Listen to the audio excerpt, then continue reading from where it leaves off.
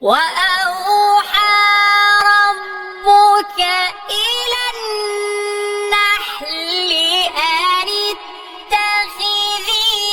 من الجبال بيوتا ومن الشجر ومما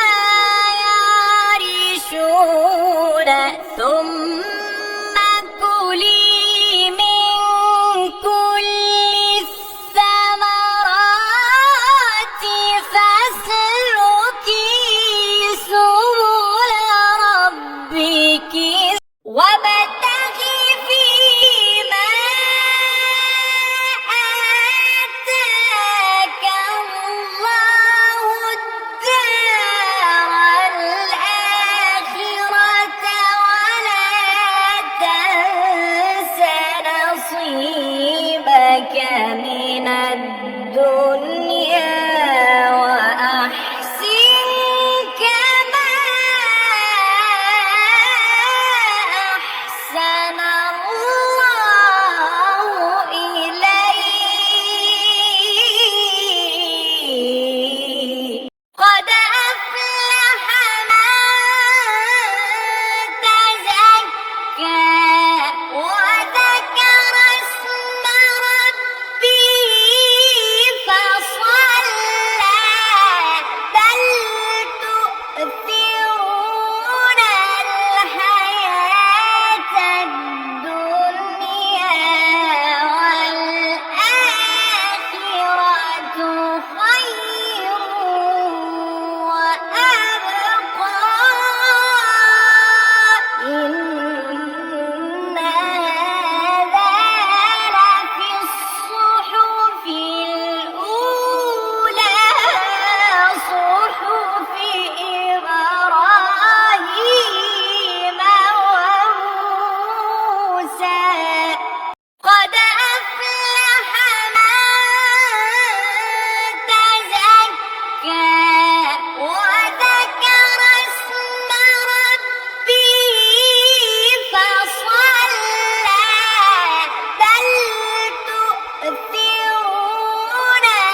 الحياة الدنيا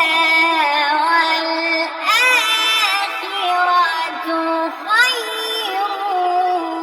وأبقى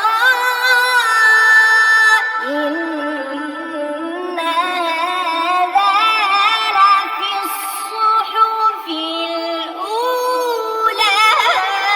صحف إبراهيم وموسى وابتغي فيما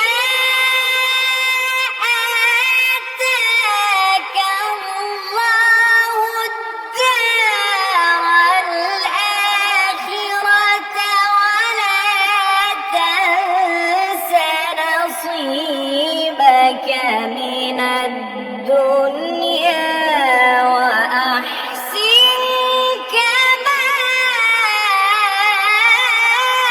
أحسن الله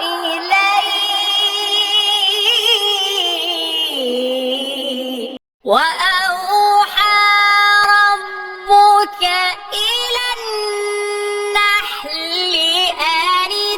اتخذي من الجبال بيوتا